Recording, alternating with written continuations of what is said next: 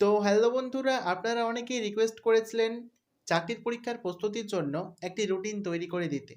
সেই মতো বন্ধুরা আমি কিন্তু একটি রুটিন তৈরি করেছি, যেই রুটিন ফলো করলে আপনারা পরীক্ষায় কিন্তু অনায়াসে পাস করতে পারবেন। সেই রুটিনে সাবজেক্ট ওয়াইজ দিয়ে দেওয়া রয়েছে কোন সাবজেক্ট কতক্ষণ পড়বেন এবং কোন সময়টা পড়বেন। তার সঙ্গে বন্ধুরা আজকের এই ভিডিওতে গুরুত্বপূর্ণ কিছু টিপস নিয়েও আলোচনা করা হবে, যেগুলি আপনারা ফলো করতে পারলে চাকরির পরীক্ষায় পাস করা অতি সহজ হয়ে যাবে। তো চলুন বন্ধুরা আজকের ভিডিওটি শুরু করা যাক। তার আগে চ্যানেলটি অবশ্যই সাবস্ক্রাইব করুন এবং পাশের বেল আইকনটি প্রেস করুন। তো বন্ধুরা প্রথমে আমি গুরুত্বপূর্ণ কিছু টিপসগুলি নিয়ে আলোচনা করব এবং সব শেষে কিন্তু আপনাদের রুটিন দিয়ে দেওয়া হবে। আমি চাইলে কিন্তু এই পিডিএফ ফাইলটা আপনাদের সরাসরি দিতে পারতাম, কিন্তু পিডিএফ ফাইল দিলে আপনারা যখন পড়তেন তখন কিন্তু বুঝতে পারতেন না, কারণ প্রত্যেকটা পয়েন্ট যখন আমি মুখে বলবো আপনাদের সামনে তখন কিন্তু আপনারা ভালোভাবে বুঝতে পারবেন। আর রুটিনটাও সেই মতো করে তৈরি করা আছে, যেটা কিন্তু আমি বলবো অ্যান্ড আপনারা শুনবেন, তাহলে রুটিনের সব কিছু বুঝতে পারবেন। তাই ভিডিওটি দেখতে থাকুন, স্কিপ করবেন না, প্রত্যেকটা টিপস কিন্তু গুরুত্বপূর্ণ। তো বন্ধুরা আজকের প্রথম পয়েন্ট দেখুন। সর্বপ্রথম আপনি যেই পরীক্ষাটি দেবেন সেই পরীক্ষার সিলেবাসটি ভালোভাবে দেখুন। তো বন্ধুরা আপনি হতে পারে ডব্লিউবিপি, কেপি অথবা রেলওয়ে বোর্ডের বিভিন্ন পরীক্ষা দিচ্ছেন, সেক্ষেত্রে সেই পরীক্ষার সিলেবাসটা আগে ভালোভাবে দেখবেন। কোন কোন টপিকে আপনার দুর্বলতা রয়েছে সেই টপিকগুলো নোট করুন।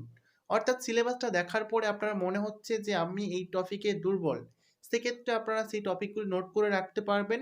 পরবর্তীতে সেই টপিকগুলিতে বেশি জোর দিয়ে পড়াশোনা করবেন। দ্বিতীয়ত দেখুন, দিন ও রাত মিলিয়ে টোটাল 7 থেকে 8 ঘন্টা নিজের সুবিধা মতো পড়াশোনা করুন। আমি কিন্তু একটা আপনাদের রুটিন তৈরি করে দেবই। সেই রুটিনে হয়তো কেউ ম্যাচ নাও হতে পারে, সেই রুটিনের টাইমগুলো যেরকম দেওয়া রয়েছে সেই টাইমে অনেকে ফ্রি হতেও পারে আবার নাও হতে পারে। সেক্ষেত্রে আপনারা 7 থেকে 8 ঘন্টা নিজের সুবিধা মতো কিন্তু পড়াশোনা করুন।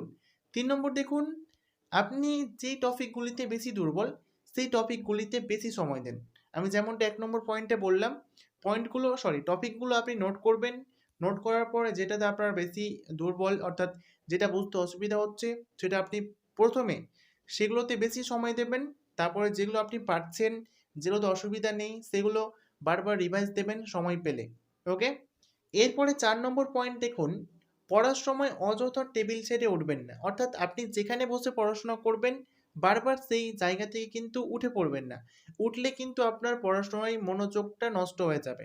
আপনারা যেই কাজের জন্য হয়তো উঠছেন সেই কাজের দিকে মনটা চলে যাবে, সেক্ষেত্রে পড়াশোনাটা নষ্ট হবে।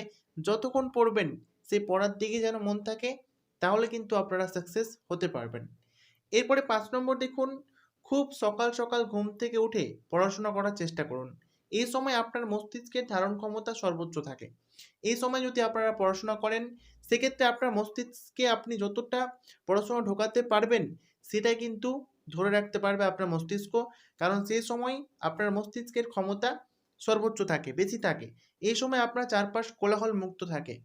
তো বন্ধুরা সকাল সকাল কিন্তু দেখবেন চিৎকার চেঁচামেচি এরকম কোনো কিছু কিন্তু থাকবে না আশেপাশে, শুধুমাত্র আপনি উঠে সকাল সকাল পড়াশোনা করতে পারবেন। তো বন্ধুরা 5 নম্বর পয়েন্টে আপনারা অবশ্যই খেয়াল করবেন, চেষ্টা করবেন সকাল সকাল উঠে পড়াশোনা করার। এরপরে 6 নম্বর দেখুন, বিশেষ করে অঙ্কের ক্ষেত্রে শর্টকাট নিয়ম অনুযায়ী অঙ্কগুলো করুন, যাতে করে আপনার কয়েক সেকেন্ডের মধ্যেই সেই অঙ্কের উত্তর বেরিয়ে যায়। সো বন্ধুরা দেখুন, আপনারা ধরুন একটা কোনো অঙ্ক করছেন, সেক্ষেত্রে আপনার একটা অঙ্কের জন্য একটা পাতা নষ্ট হলো, সেক্ষেত্রে আপনার কতটুকু টাইম প্রয়োজন হলো, অনেক টাইম লাগলো। সেই টাইমটা তো আপনি পাবেন না পরীক্ষাতে। আপনাকে খুব কম সময় ম্যানেজ করতে হবে একটা কোয়েশ্চেনের জন্য। সেক্ষেত্রে অবশ্যই আপনাকে শর্টকাট নিয়ম অনুযায়ী অঙ্ক করতে হবে। শর্টকাট নিয়ম অনুযায়ী অঙ্ক করার জন্য আপনারা যেই বইটা ফলো করবেন আমি কিন্তু আপনাদের বলে দিয়েছিলাম, competitive mathematics Challenger Subir Das স্যারের, সেটা আপনারা অবশ্যই কিনে নিতে পারেন। আমি ডিসক্রিপশনে লিঙ্ক দিয়ে দেবো সেই ভিডিওটার সিলেবাস সহ কোন কোন বই পড়তে হবে, সেটা অনেক আগে থেকে ভিডিওটা আপলোড করা রয়েছে। আপনারা যারা দেখুননি তারা এই ভিডিওটা দেখার পরে ডিসক্রিপশনে লিঙ্কতে ক্লিক করে সেই ভিডিওটা দেখে নেবেন। এরপরে 7 নম্বর পয়েন্ট দেখুন, বিগত 6 মাসের মাসিক পত্রিকাগুলি যেমন পেশা প্রবেশ, সাফল্য ইত্যাদি সংগ্রহ করুন। অর্থাৎ মাসিক অথবা সাপ্তাহিক যে পত্রিকাগুলি বের হয় সেগুলো লাইব্রেরিতে পাওয়া যায়, পেশা প্রবেশ, সাফল্য, সেগুলি আপনারা নেবেন গত 6 মাসেরটা। অর্থাৎ যখন পরীক্ষা আপনার হবে সেই ডেট থেকে আপনারা 6 মাস, বিগত 6 মাসের মাসিক পত্রিকা নিয়ে কিন্তু আপনারা পড়বেন। সেখান থেকে আপনারা আপডেট জিনিস জানতে পারবেন, যেটাকে কারেন্ট অ্যাফেয়ার্স বলা হয়। ওকে। এরপরে ৮ নম্বর পয়েন্ট দেখুন, সবচেয়ে গুরুত্বপূর্ণ, পড়ার সময় ফেসবুক সহ বিভিন্ন যোগাযোগ মাধ্যম থেকে নিজেকে বিচ্ছিন্ন রাখুন। অর্থাৎ মোবাইল ফোন আপনি সুইচ অফ করে রেখে দেন, কারোর ফোন ধরবেন না, প্লাস কোনো ফেসবুক বা কোনো নোটিফিকেশন চেক করবেন না। এক কথায় ফোনটা সরিয়ে নেবেন, আপনার সামনে শুধু বই থাকবে আর আপনি শুধু বইয়ের মধ্যে ঢুকে থাকবেন, বইকে ফলো করবেন। অর্থাৎ মন দিয়ে কিন্তু আপনারা যতটুকু পড়বেন ১ ঘন্টা ২ ঘন্টা, সেইটুকু আপনারা যেন বইয়ের মধ্যেই মনটা থাকে সেটা চেষ্টা করবেন। ওকে? ৯ নম্বর দেখুন, যা পড়েছেন সেগুলি প্রতি সপ্তাহে একবার করে রিভাইজ দেন। যতগুলো পড়বেন আপনারা রিভাইজ অবশ্যই দেবেন। রিভাইজ দিলে কিন্তু আপনাদের মনে রাখতে, অর্থাৎ দীর্ঘদিন কিন্তু সেই প্রশ্নগুলি, উত্তরগুলি মনে থাকবে। এরপরে ১০ নম্বর দেখুন, যারা অযথা বেশি বা অপ্রয়োজনীয় কথা বলে তাদের থেকে এড়িয়ে চলুন। ওকে?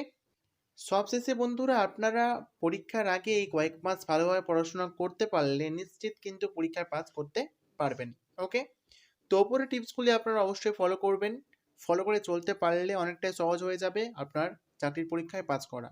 এরপরে চলুন এবার আমরা রুটিনটা নিয়ে আলোচনা করি। তো বন্ধুরা, আপনারা রুটিনটা চাইলে স্ক্রিনশট নিয়ে নিতে পারেন। আমি কিন্তু টেলিগ্রামে দেওয়ার চেষ্টা করব রুটিনটা ভালোভাবে বুঝতে হবে আপনাদের, শুধুমাত্র স্ক্রিনশট নিলে হবে না, আপনারা নিজে নিজে পড়লেও হবে না, সেটা আমি ভালোভাবে বলে দিচ্ছি যেন আপনারা ভালোভাবে বুঝতে পারবেন। তো দেখুন, সময় দেওয়া রয়েছে, যেমনটা হলো সকাল ৬টা থেকে ৮টা, অর্থাৎ ২ ঘন্টা। আপনারা যদি সকাল ৬টার আগে থেকে পড়তে পারেন তাহলে আরও ভালো, তাহলে ৫টা থেকে ৮টা হবে অথবা ৭টা হবে। কিন্তু আমি এখানে দিয়েছি সকাল ৬টা থেকে ৮টা, অ্যাকচুয়াল সকাল টাইমটা আপনারা বিশেষ করে অঙ্ক ছাড়া অন্য কোনো সাবজেক্ট করবেন না। সকাল আপনারা অঙ্কটা করবেন, তাহলে আপনাদের মাথায় বেশি সময় ধরে থাকবে এবং শর্টকাট নিয়মগুলি ভালোভাবে মনে থাকবে। সেই জন্য আপনারা সকালবেলা অঙ্ক বিষয় ছাড়া কোনো বিষয় করবেন না। ওকে? এরপরে আসি দুপুর টাইমে।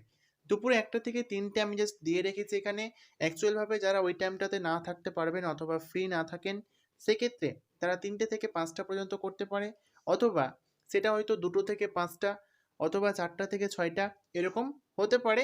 অ্যাকচুয়ালভাবে দুপুর টাইমটা আপনারা জিআই এবং রিজনিং প্লাস ইংলিশ এই দুটোর ক্ষেত্রে কাজে লাগাতে পারেন, দুপুর হোক অথবা বিকেল হোক। এবং সবশেষে রাত্রির কথা বলি, রাত্রি ৮টা থেকে ১১টা পর্যন্ত আপনারা জিকে পোর্শনটা দেখবেন। জিকে সাবজেক্টটা ভালোভাবে রাত্রে হবে আপনাদের, জিকেটা ভালোভাবে পড়াশোনা করার। রাত্রে অঙ্ক করবেন না, সকালে অঙ্ক করবেন। দুপুরে জিআই এবং রিজনিং প্লাস ইংলিশ, এবং রাত্রিতে জিকে অথবা জেনারেল অ্যাওয়ারনেস, অর্থাৎ জিকে টপিকটা। এরপরে এছাড়াও যদি আপনারা সময় পান, যতটুকু দিয়েছি, এছাড়াও সময় পেলে আপনারা কি করবেন, যে বিষয়ে দুর্বলতা রয়েছে সেই বিষয়গুলির ওপরে বেশি সময় দেবেন। এছাড়াও যদি আপনারা অনেকে সময় পাবেন, পেলে আপনারা অবশ্যই কিন্তু এই দুর্বলতার যেই টপিকগুলোতে রয়েছে সেগুলোতে একটু বেশি জোর দেবেন। ওকে? তো বন্ধুরা, এটা কিন্তু আমি জাস্ট তৈরি করে দিয়েছি আপনাদের রুটিন আমার মতো করে। সো আপনারা চাইলে আপনাদের ইচ্ছে মতো রুটিন তৈরি করে পড়াশোনা করতে পারেন। তো বন্ধুরা, সবাইকে ধন্যবাদ ভিডিওটি শেষ পর্যন্ত দেখার জন্য। চ্যানেলটি অবশ্যই সাবস্ক্রাইব করবেন আগামীতে এই ধরনের আরও ভিডিও সবার আগে পাওয়ার জন্য।